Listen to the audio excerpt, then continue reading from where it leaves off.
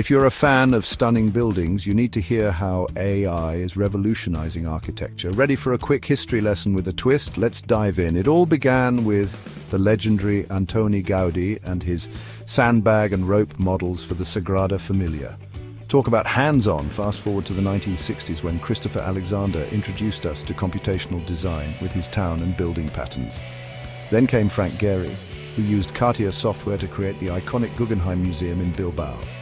This was the dawn of the computational era, influencing parametricism where forms were generated using algorithms. By the early 2000s, architects were getting cozy with Grasshopper software, pushing the boundaries of form and design, but the revolution didn't stop there. Enter BIM, Building Information Modeling. This tech not only designed buildings, but also integrated every detail into a comprehensive model. Now we're at the frontier of AI in architecture. Imagine designing buildings with the power of machine learning. But don't worry, AI won't replace the architect's intuition and creativity. It's a tool, not a takeover. So what's next? The challenge is to harmonize human brilliance with AI's capabilities. And that, my friends, is the future of architecture. Stay curious and keep building dreams. Oke, selamat pagi. Terserah kalian sambil mengerjakan SK-nya juga nggak masalah.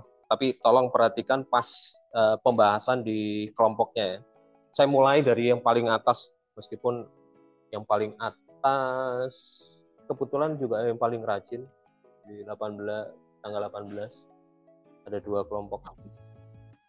Saya mencoba membahas usulan dari kalian, lebih mencoba melihat sejarah evolusi tempat menyimpan makanan. Ini buat saya cukup unik bahasannya. Seberapa pengaruhnya menyimpan makanan di dalam setting sebuah hunian. Jadi sejak zaman prasejarah, kalau di buku, saya lupa bawanya, buku pengantar arsitektur itu selalu dimulai arsitektur ilmu atau pengetahuan arsitektur itu dimulai sejak zaman prasejarah, saat manusia hidup di gua, kemudian di gua itu tidak hanya kosong, tapi kemudian mereka membagi, ada tempat untuk tinggalnya, artinya tidur, ada tempat untuk menyimpan makanan, kemudian di beberapa tempat, di beberapa gua, kemudian ada lukisan di gua. Itu gambarannya lukisan di gua itu kayak kalian di rumah kalian ada foto, atau sekarang di media sosial ada pengalaman selfie kalian atau segala macam. Itu sih sebenarnya usahanya itu. Tapi judul ini jadi menarik karena proses menyimpan makanan itu sudah dilakukan manusia sejak zaman prasejarah sampai sekarang. Dan kelompok ini juga menyatakan, cuman yang jadi permasalahan tolong pembagian waktunya yang agak hati-hati ya. Ada zaman prasejarah, zaman kuno, zaman modern, zaman sekarang. Istilah-istilah ada kuno, ada modern, ada sekarang, itu yang kemungkinan perlu dicek ulang lagi dalam penggunaan. Ini kelompoknya siapa? Kelompok 1. Ya, tolong dicek lagi penggunaan istilahnya. Kuno itu kapan? Nanti ada contohnya. Saya ada beberapa contoh yang coba saya buat supaya rentang waktunya juga jelas. Zaman prasejarah itu kapan waktunya? Persis seperti yang kalian lakukan di tugas kemarin, kan ada waktu-waktunya. Pak, gimana cara nyari rentang waktunya? Ya, apa gunanya AI? Itu gunanya AI. Silakan tanya, kemudian dibongkar. Fokus pada menyimpan makanannya. Menyimpan makanan. Kalau di bangunan vernakular kita kenal dengan lumbung kan. Ada yang menyimpan beras, ada yang menyimpan bahan pangan yang lain. Lumbung ini. Jadi lebih ke arah menyimpan makanan. Oke, kelompok berikutnya saya urut aja dari atas, tentang green building. Konsep oke. OJK kasusnya. Ini yang perlu diperhatikan. Kelompok siapa ini? Clarita siapa? Ya, oke. Green building-nya mulai istilah green building atau sampai pada konsep gaya. Itu yang perlu dicek lagi ya. Mau seberapa mundur ke belakang. Kenapa muncul atau ada pemikiran green building, umpamanya? Sejak kapan? Kalau nggak salah saya pernah bikin video pendek gitu loh tentang history of sustainable design di sejarah desain yang keberlanjutan desain. Yang itu saya mulai dari gaya. Kenapa muncul gaya? Kenapa kemudian industri itu merubah mindset orang terhadap alam? Efek dari pestisida itu akan merubah alam sampai ke ruang hidupnya. Ini mulai dari konsep gaya. Itu ya. Perkara OJK-nya mungkin bisa menjadi kasus. OJK sebagai katakanlah satu-satunya bangunan di Palembang, di Sumatera Selatan yang dapat sertifikat green building di level yang cukup tinggi. Saya lupa levelnya, platinum atau gold. Kayaknya ke arah platinum. Bisa mulai dari gaya, bisa mulai dari sertifikasi bangunan hijau. Kapan sih mulai bangunan hijau itu? Sertifikasi bangunan hijau.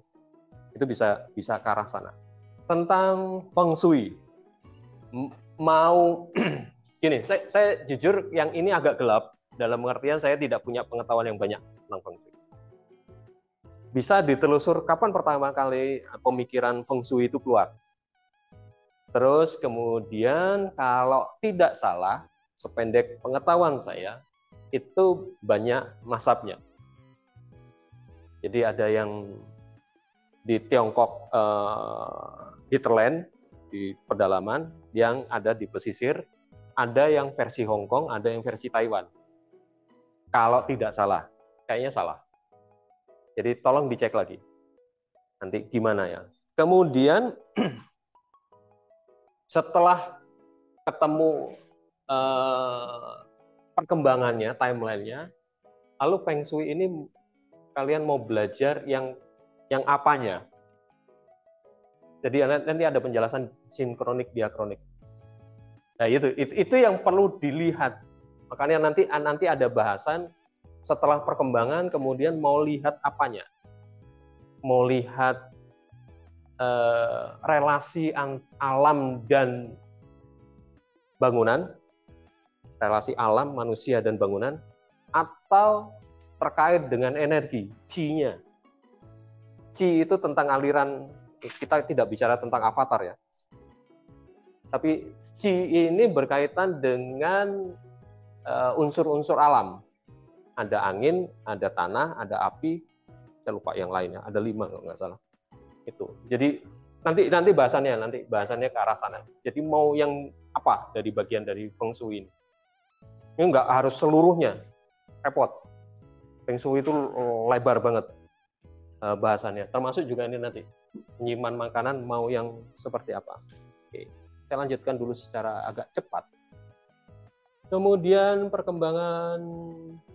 sejarah perkembangan arsitektur Indonesia, gaya khas. Sorry, ada ini siapa kelompoknya nih? Olga dan kawan-kawan. Mau yang mana? Ini macam-macam.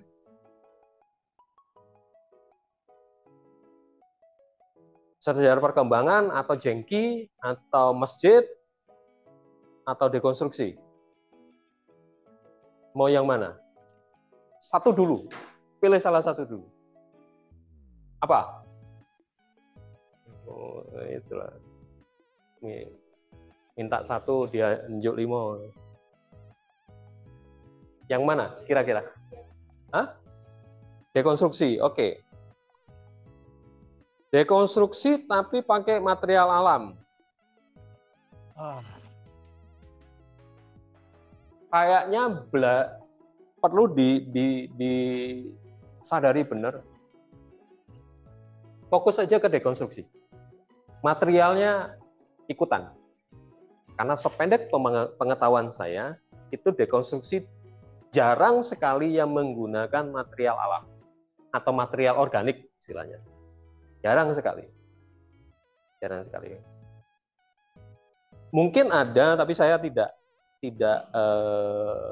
banyak dapat vocabnya. Mending dekonstruksi. Ini juga cukup seru dan jujur di identifikasi atau di tugas sebelum UTS ini belum banyak diulas. Nah, ini lagi rame-ramenya dekonstruksi di masa sekarang apakah masih relevan? Pertanyaannya. Oke, ini relevansi dekonstruksi di masa sekarang lagi jadi bahasan seru di Universitas Kristen Petra di semester ini, di mata kuliah yang terkait dengan teori dan perkembangan dan teori arsitektur kontemporer. Lagi jadi bahasan. Oke. Kalau mau dekonstruksi ya, tapi silakan nanti dirundingkan lagi secara kelompok. Perjalanan Kubah, nah ini seru, ini seru. Mumpung di bulan puasa kan. Ada sedikit kalau opini saya, ada sedikit salah persepsi bahwa Kubah adalah arsitektur Islami. Ridwan Kamil pernah ngomong yang cukup keras dalam. Saya hanya mengutip, saya tidak berani menyatakan opini yang secara penuh. Tapi Ridwan Kamil mengatakan, dan memang dari sejarah, Kubah itu pertama kali justru muncul di masa Romawi dengan Pantheon. Dia ada kubah, kemudian di atas lubang. Kenapa lubang seperti ini? Ini terkait dengan Dewa Matahari. Lalu setelah itu berkembang di Rusia. Rusia bukan kubah seperti ini, tapi kemudian bentuk bawang. Ini kemudian Rusia, tapi karena Romawi muncul lagi di zaman Renaissance, ya kan? Di beberapa katedral, karena Renaissance sangat erat dengan institusi gereja Katolik Roma. Berkembang sampai ke Konstantinopel dan segala macam. Hagia Sophia salah satu contohnya. Kemudian ada perang salib dan segala macam. Beberapa katedral di take over menjadi sebuah masjid. Kemudian berkembang di Turki dan segala macam. Dari Turki lah kemudian muncul pemahaman bahwa Kubah itu Islami. Enak ini, kelompok ini udah dapat bocoran timelinenya sedikit. Karena itu yang bisa kita pahami. Ini sudah dinyatakan seperti Mesopotamia. Mesopotamia ada Kubah enggak ya? Kayaknya nggak ada deh. Romawi ya, Bizantium lanjutan dari Romawi. Kemudian Konstantinopel segala macam. Ya. Oke, ini kaitannya dengan klasikal. Kenapa elemen klasik itu bisa digunakan sampai sekarang? Kemudian di zaman postmodern ada satu gaya yang disebut dengan neoklasik. Saya tidak akan membahas yang ini karena ada bahasan dari kampus Palembang tentang ibu kota negara. Nanti ada contohnya. Jadi mohon maaf sedikit saya skip karena contohnya ada. Bukan berarti salah ya, bukan berarti salah. Tapi kalian bisa memperdalam justru dari situ. Arsitektur futurisme, brutalisme. Nah, ini ada dua. Ini kelompoknya siapa? Brutalisme. Mau yang futuristik atau brutalisme? Mau yang mana? Ini dua hal yang berbeda, nanti saya jelaskan bedanya. Yang mana? Brutalisme, oke, seru. Tapi bukan brutal maksudnya itu ya. Brutalisme itu kata dasarnya brut. Dalam bahasa Prancis kasar. Rentang waktunya pendek. Di akhir-akhir masa arsitektur modern. Pendek sekali. Berkembang di setelah Perang Dunia Kedua, 50-an sampai 19, sesaat sebelum postmodern itu muncul. Sekitar 10 tahun. Tapi serunya minta ampun. Kenapa tadi saya tanyakan kenapa tidak futuristik? Ada satu lagi yang disebut dengan konstruktivisme yang berkembang di Rusia. Ini yang akan mempengaruhi ke dekonstruksi. Makanya saya tadi sedikit pendek. Dekonstruksi. Secara bentuk asik banget, seru banget. Jadi arsitektur yang berkembang di Rusia, kemudian di Tiongkok, itu punya gaya tersendiri yang jarang diungkap. Jadi konstruktivisme itu banyak ahli sejarawan yang mengatakan punya kaitan dengan dekonstruksi. Brutalisme itu merupakan gaya, salah satu tokohnya yang luar biasa adalah Corbu. Corbu di akhir-akhir hidupnya dengan gereja di Rothschild. Itu brutalisme. Cirinya brutalisme bentuknya tidak menggunakan platonik solid, kemudian dindingnya adalah dinding kamport, dinding kasar. Jadi bukan kalau biasanya dinding ini diplester, diaci dan segala macam. Tapi ketika diplester bukan kemudian dihaluskan, tapi dibiarkan. Modelnya dilempar. Gitu. Itu brutalisme. Jadi kata dasarnya adalah kasar, brut dalam bahasa Prancis. Pengaruh Romawi terhadap bangunan modern. Nah, ini hampir sama dengan classical order.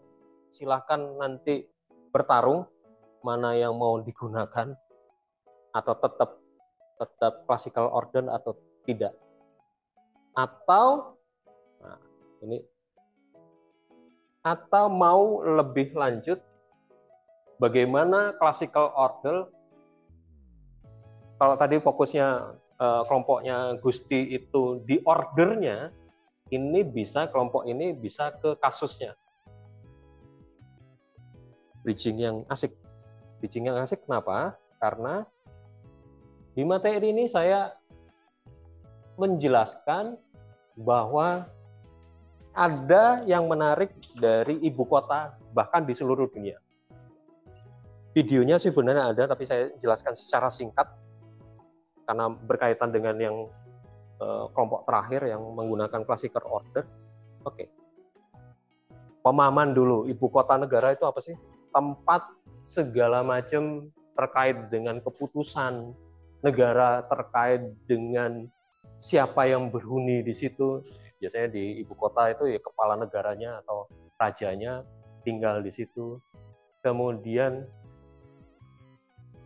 ini merepresentasikan negara. Jadi kalau lihat ibu kota, itulah representasi negaranya, atau bahkan bisa menyatakan bahwa ini konsep dasar dari negara itu. Ini kaitan antara politik dan arsitektur. Ini diduga Memphis ini diduga sebagai ibu kota pertama di dunia zaman-zaman Mesir kuno. Jadi kenapa dikatakan demikian? Karena pusat politiknya, jadi pusat pemerintahannya, pusat Fir'aunnya tinggal di situ, mengambil keputusan di situ, dan juga tempat fokus utama atau center dari keagamaannya. Dan Fir'aun juga dinobatkan di tempat situ. Jadi ini kenapa Memphis dikatakan sebagai salah satu ibu kota pertama di 3100 sebelum Masehi. Itu yang zaman-zaman purba atau zaman-zaman kuno. Lalu geser sedikit ke Roma, Baghdad, dan kota terlarang di Tiongkok. Roma menjadi pusat karena disitulah Kaisar Roma berada, kemudian rentang waktunya juga panjang, dan kemudian mempengaruhi itu tadi Konstantinopel dan berikutnya. Baghdad sebagai pusat, tidak hanya pusat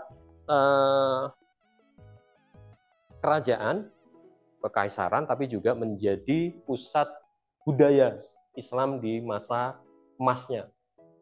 Yang menarik dari Baghdad adalah ini. Salah satu dari sedikit ibu kota yang berbentuk lingkaran. Lalu di Tiongkok, Forbidden City, yang di situ tempat kaisar Tiongkok kedudukan ditobatkan dan sampai kurang lebih 500 tahun ya digunakan Forbidden City itu. Itu masa-masa klasik. Kemudian ini contoh kasus untuk membahasnya ya. Ada tiga ibu kota, Washington, Berlin, dan Brasilia. Ini bisa digunakan atau bisa menjadi ide dasar untuk dua kelompok ini. Classical order, bagaimana menggunakan classical sebagai sebuah pesan atau sebuah gambaran dari negaranya. Washington DC dibentuk untuk menyatukan dua kubu. Jadi Amerika awalnya kan memang perang saudara antara utara dan selatan. Dan Washington DC itu ditempatkan di tengah-tengah antara dua kelompok itu dan mengambil nama Washington karena ambil dari George Washington dan wilayahnya adalah wilayah Columbia untuk penghormatan terhadap Christopher Columbus. Dirancang oleh seorang Prancis. Uniknya negara Amerika kan memang sangat beragam. Awal mulanya sangat beragam penduduknya. Jadi dirancang oleh orang Prancis dan yang ini yang menarik. Mengapa menggunakan arsitektur klasik? Ide dasarnya adalah sebagai representasi bahwa negara Amerika Serikat menggunakan politik demokrasi. Dan itu berkembang pada masa Romawi. Jadi Romawi itu sebagai role model dari politik yang akan diambil oleh negara Amerika. Neoklasik, kenapa dikatakan neoklasik? Supaya menggambarkan kekuatan dan kebesaran dari pemerintah Amerika sekaligus juga menunjukkan model politiknya. Itu bedanya. Jadi demokrasi sebagai dasar politik kemudian diwujudkan dalam bentuk bangunan, dalam bentuk gaya bangunan neoklasik. Ini Washington. Kemudian sama-sama neoklasik tapi wujudnya beda. Pesan yang mau diambil beda adalah Berlin. Berlin ketika masa-masa Hitler pernah membuat usulan atau konsep sebuah ibu kota yang sebagai pusat dunia. Karena memang ide dasarnya Hitler adalah menguasai dunia. Sama-sama menggunakan neoklasik, dasarnya adalah classical order, tapi beda message-nya. Kenapa classical order? Kenapa Roma yang menjadi acuan? Karena mengambil kejayaan bangsa Romawi. Kejayaan bangsa Romawi, kita tahu kerajaan Romawi itu hampir menguasai seluruh dunia, itu yang diambil. Kemudian ada kepercayaan bahwa bangsa Arya itu direct connection dengan orang-orang Romawi. Jadi yang diambil dari gaya bangunan klasikal terutama Romawi, itu karena kebesaran, kemampuan menguasai dunia, sekaligus punya hubungan, tanda kutip, hubungan darah lah. Jadi beda ya, Amerika mengambil demokrasinya, sedangkan Hitler dengan Berlinnya sebagai pusat dunia mengambil kejayaannya. Berbeda message yang diambil.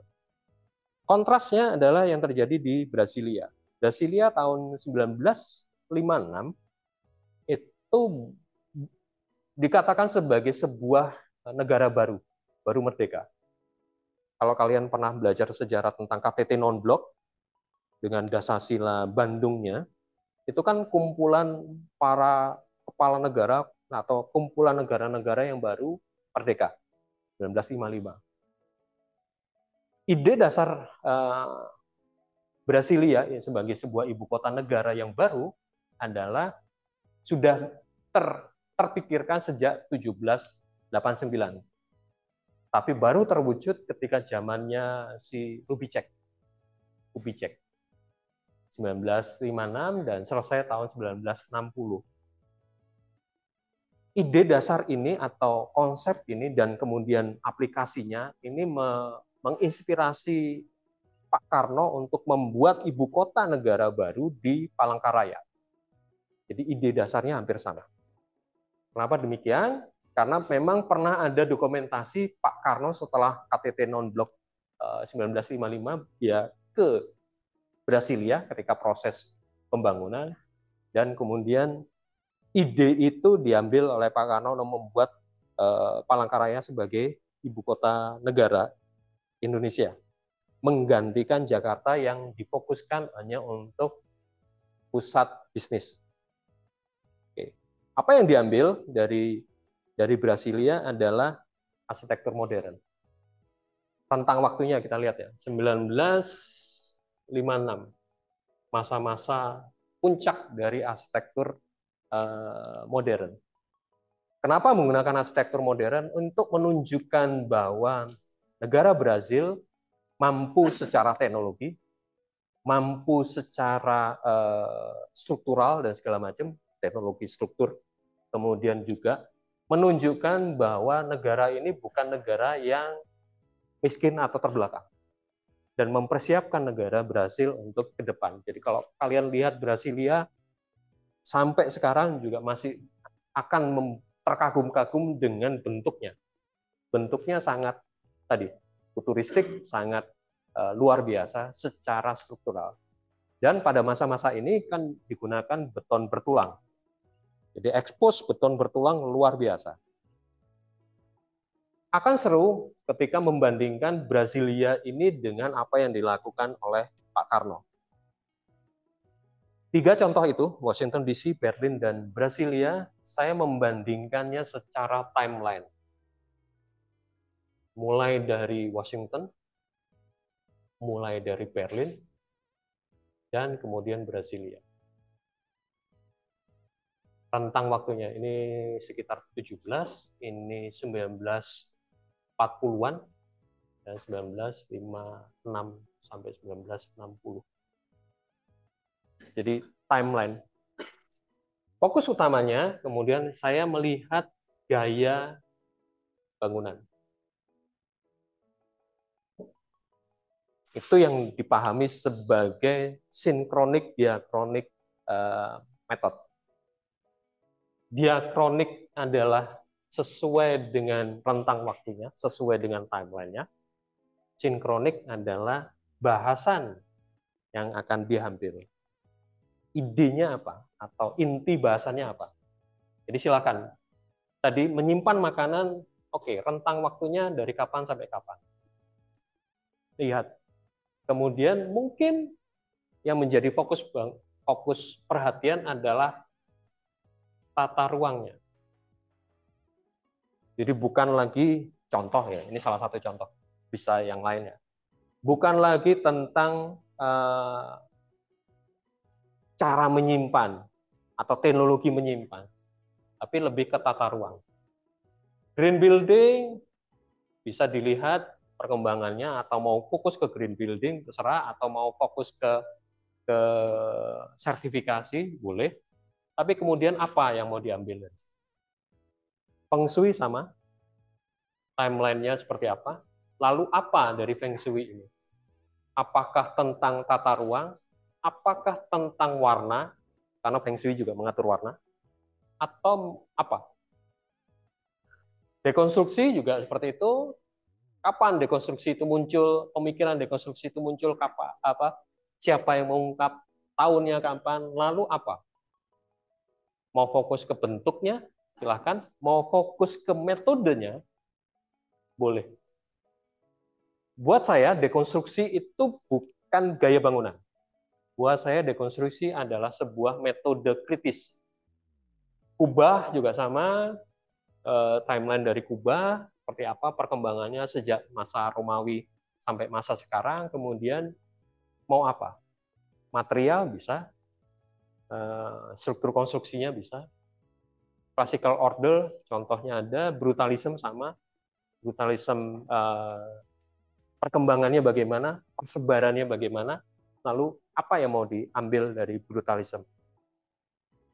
Tujuannya apa? Kalau di kasus ini tujuannya adalah saya mempertanyakan ini,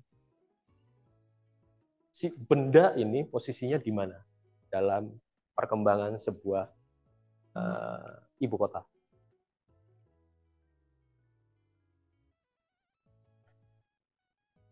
Kita nggak tahu benar mangkrak atau enggak, kan biar waktu yang berjalan. Tapi saya fokus ke dia punya misi apa sih, ya kan? Dari perbandingan kemudian saya lihat bahwa ada tujuan, ada visi.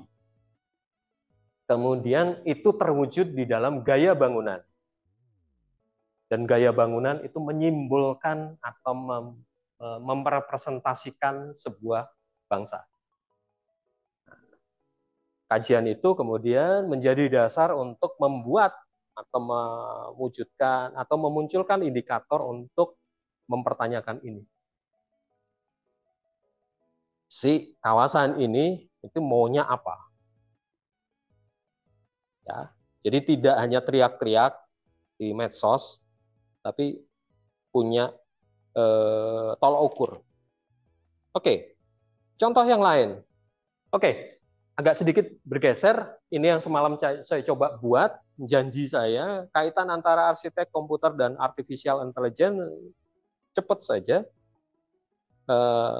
Mulai dari manual era, jadi saya mencoba membuat timeline, membuat diakroniknya, perkembangannya. Ini beberapa di tugas kemarin ada yang membahas Antoni Gaudi. Antoni Gaudi ketika membuat Sagrada Familia, dia sampai membuat model dari struktur yang dibuatnya. Jadi model ini dibuat dari benang, kemudian digantung kantong plastik berisi, bukan kantong plastik, kantong yang berisi pasir, sehingga keluarlah model-model strukturnya. Dan ini diterapkan untuk membuat struktur di Sagrada Familia. Makanya bentuknya cukup unik strukturnya. Jadi di masa ini seorang arsitek benar-benar harus membuat model, harus membuat imajinasi, tidak hanya struktur tapi bentuk secara manual. Secara manual. Efeknya adalah panjang, tapi pada saat bersamaan, ketika kalau kita lihat di zaman Renaissance, seorang arsitek itu seringkali juga berprofesi sebagai pematung, juga berprofesi sebagai pelukis, bahkan ada beberapa yang sampai ke anatomi tubuh dia bongkar habis. Karena memang kesempatannya dan cara berpikir pada masa-masa ini adalah memang secara manual. Berikutnya, karena fokus utama dari pencarian sebuah bentuk yang paling harmonis, salah satunya adalah proporsi tubuh manusia yang kemudian dikembangkan oleh Le Corbusier dengan model atau sistem modular. Bahwa manusia itu punya pola, bahwa manusia itu punya ukuran standar. seperti yang kalian terapkan di PA2, standar ukuran tubuh itu sampai seberapa. Dan ini kemudian diterapkan di Corbu menjadi sebuah hunian. Ini konsep dasarnya, lalu dikembangkan di United de Habitation di Prancis, ada di Marseille, ada di beberapa kota di Prancis. Ini gambar awalnya, gambar dari Corbu, benar-benar digambar tangan. Itu kenapa kami di Prodi ini di tahun pertama mengajak kalian tetap untuk manual supaya paham benar tarikan-tarikan garis, tebal tipis, kemarin Pak Fajri menjelaskan dengan tebal tipis, karena akan pengaruhnya ke berikutnya. Pengaruhnya akan pada cara berpikir berikutnya. Oke, ini gambar dari Corbu, asli gambar, kemudian ini fotonya bangunan itu jadi ketika pertama kali diresmikan. Ini yang dilakukan Corbu. Tapi yang mulai dari titik ini, modular system akan mempengaruhi cara berpikir berikutnya. Ini era-era sebelum adanya CAD, mau nggak mau GM, General Motor ketika membuat mobil, rancangan mobil itu ya modelnya seperti itu. Silahkan dibayangkan betapa sakit pinggangnya seorang engineering di tahun 50-an. Kemudian urban designer, ini kalau nggak salah gambar ketika itu Brasilia, modelnya seperti ini. Ini kalau kalian kertasnya hanya A1 sudah, tanda kutip, Pak, kok besar sekali. Bayangkan kertasnya kayak gini.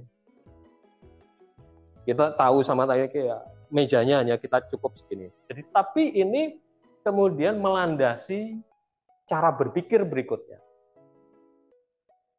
Mulai ada modul kalian sudah belajar SK, modul struktur sudah mulai dikenal. Di sini juga mulai ada grid terkait dengan koordinat dan segala macam. Ini yang akan kemudian mempengaruhi cara berpikir selanjutnya. Dan tangan tetap menjadi hal yang paling penting di dalam perkembangan desain. Kalian di semester 1 ada sketsa, menggambar arsitektur dan segala macam, mulai dari sketsa. Di PA2 sekarang saya juga mulai, tolong nggak usah takut untuk bermain sketsa dulu di logbook, karena itu ada dua pemikiran yang memang tangan menjadi hal yang paling penting. Masuk ada dikenal komputer 1980, 1960, dan kembali lagi berangkatnya bukan langsung kepada komputer, tapi bagaimana arsitektur itu punya pola dasar. Kalau tadi fokusnya ke tubuh manusia punya modular, punya modulnya, di masa Renaissance punya proporsinya, kemudian berangkat lebih jauh ke kota. Lebih kepada kota itu patterns-nya bagaimana, polanya bagaimana. Ada kota, bangunan, dan kemudian konstruksi yang dibuat oleh si Christopher Alexander. Pemikiran ini yang kemudian melandasi munculnya komputer yang khusus atau program komputer yang khusus untuk engineering, apalagi terkait dengan arsitektur. Perkembangan tahun 90 ini salah satu bukti di dekonstruksi, dan di dekonstruksi terutama karyanya Frank O'Gary di Guggenheim Museum di Bilbao itu benar-benar menggunakan bukan lagi AutoCAD tapi CATIA. CATIA pada dasarnya adalah sebuah program untuk membuat pesawat terbang tempur. Jadi bukan hanya pesawat terbang biasa, tapi pesawat terbang tempur yang dibuat oleh Prancis. Kalau pernah dengar kata Mirage itu sebuah, bukan Mirage mobil ya, bukan Mirage Mitsubishi, tapi Mirage pesawat tempur Prancis itu menggunakan program CATIA.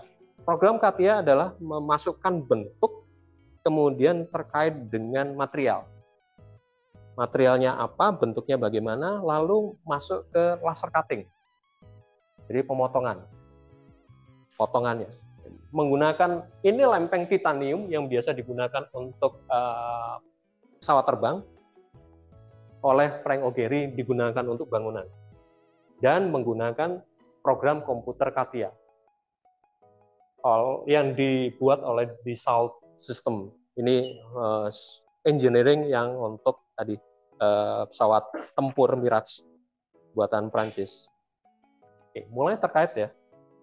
Ada pola proporsi, kemudian dari proporsi ketemu modular, versinya Corbu, setelah modular yang hanya fokus ke manusia, ruang hidup manusia, dikembangkan oleh si Christopher Alexander untuk kota, bangunan, dan konstruksi, lalu diwujudkan ada software CAD awal mula di tahun 1970, di tahun 80-an ditempatkan atau digunakan CATIA oleh Frank O'Gerry, dan ini yang kemudian mempercepat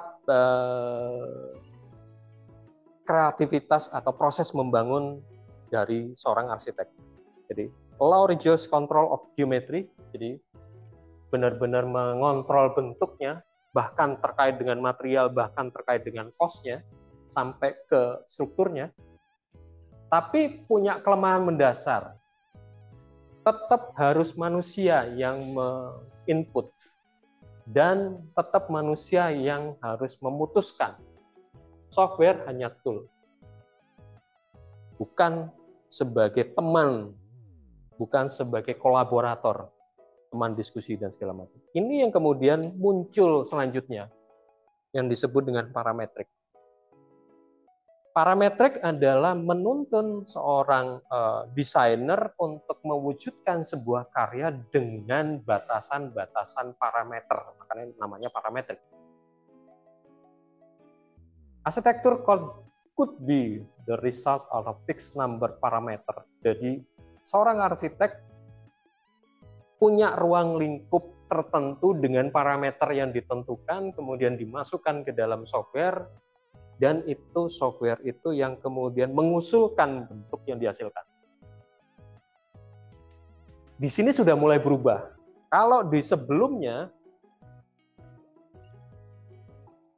tools CAD, tools CATIA, ide dasar atau ide bentuk dasarnya tetap seorang arsitek. Di sini dan dengan sketsa segala macam, kita bisa dengan mudah menemukan sketsa dasar Guggenheim Museum di Bilbao oleh Frank O'Gerry. Itu kita googling aja, sketch hand Frank O'Gerry, Guggenheim Bilbao. Pas ada sketsanya. Ide dasarnya tetap bentuk, ide dasarnya tetap di arsitek. Di sini sudah nggak ada. Ide bentuk dasarnya justru di komputer. Parameter. Jadi ketika kalian merancang, kalian hanya memasukkan parameter-parameter tertentu dan biarkan software ini memunculkan ide bentuknya. Mulai berubah. Si arsitek yang membayangkan bentuk sudah tidak lagi membayangkan bentuk. Parameter desainnya apa?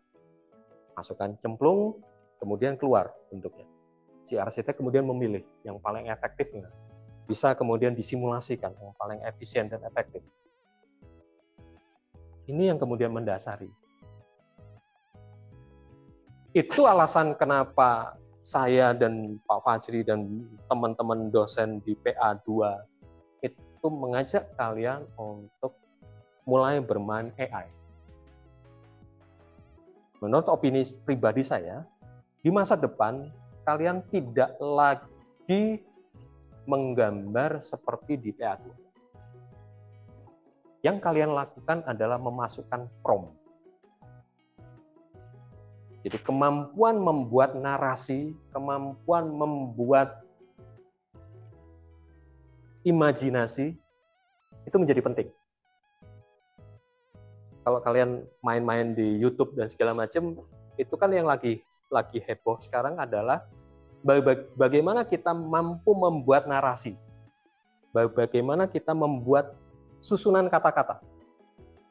Karena di masa depan, apalagi dengan ini, dengan AI ini, kalian tidak lagi berangkat dari sketsa kasar, tapi dari konsep berpikir. Konsep kritis. Jadi AI itu benar-benar kemudian membantu si arsitek untuk memunculkan sekian banyak alternatif dengan dasar prompting, dengan dasar narasi yang kalian buat.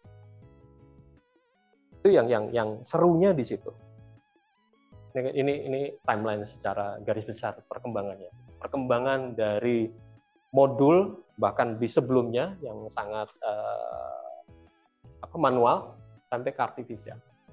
Kalau kalian lihat bahwa semakin ke sini tangan manusia atau sketsa dasar manusia itu tidak lagi tanda kutip punya dampak. Ada AI yang cukup menarik, saya juga baru dapat beberapa bulan belakangan ini. Kalian bikin sketsa dasar, masukkan ke situ, dia yang akan merender. Ada yang seperti itu. Ada yang fokus pada prompt, tapi kebanyakan memang fokus ke prompt, DALL-E dan segala macam. Itu kenapa saya mengajak kalian untuk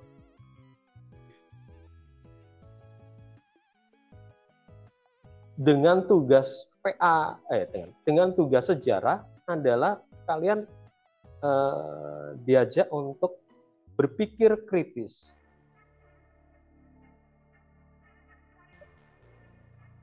Ini definisi aja sinkronik diakronik itu apa? Mudahnya adalah ini tadi seperti penjelasan. Diakronik timeline-nya, sinkronik adalah fokus atau subjek yang mau kalian bahas.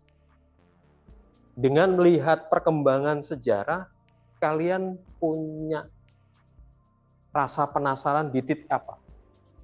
Itu yang kalian mau pelajari.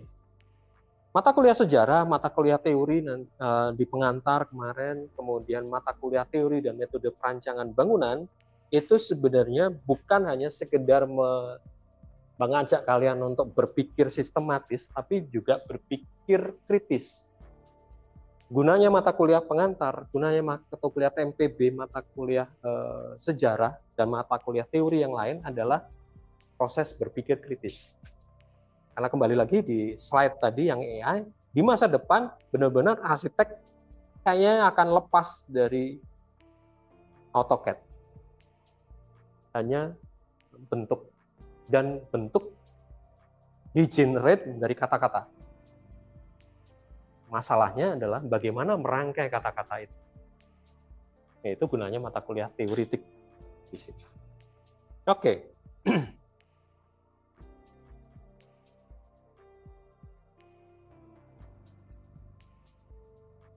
Lalu untuk bagaimana minggu depan? Selalu teknis. Pertanyaan Gusti. Bagaimana minggu depan? Itu kenapa tadi absen berjalan 2 kali, karena minggu depan kalian silahkan merevisi dengan beberapa outline. Dari usulan itu kalian mau ngapain sih tujuannya? Kalian mau belajar apa tujuannya? Kemudian tolong tampilkan timeline-nya. Dari kapan sampai kapan. Lalu tahapannya bagaimana? Seperti contoh tadi yang AI tadi. Tahapannya bagaimana? Lalu bahasan apa yang mau diambil? Lalu buat kesimpulan. Simpulan dan pelajaran ini nanti enggak apa-apa. Jadi minggu depan benar-benar hanya draft. Kalian mau ngapain sih? Kalian mau ngapain? Tujuan kajian atau studi, kemudian kajian atau metode sinkronik diakronik, simpulan, itu dilakukan secara berkelompok. Lalu dari masing-masing anggota kelompok, kalian belajar apa? Outline ini akan berlaku sampai ke UAS. Jadi minggu depan, deadline-nya saya hampir menulis hari Selasa, tapi baru tahu di atas, di WA grup yang lain, saya meminta hari Selasa juga. Jadi agak saya geser di hari Rabu, dan hanya kumpul berkas di Google Drive. Dari berkas di Google Drive tersebut, saya akan membuat video ulasan untuk model metode pembelajaran asinkronus. Asinkronus itu kan tidak tatap muka di sini secara langsung atau tatap muka di Zoom. Jadi kalian kumpulkan Rabu, Rabu malam saya buat video ulasannya, cepat saya unggah, dan itu menjadi dasar kalian untuk setelah Lebaran akan dibahas. Jadi outline ini adalah outline sampai ke UAS. Setelah Lebaran saya akan melakukan review tiap minggu. Perkembangannya bagaimana. Begitu. Ada pertanyaan?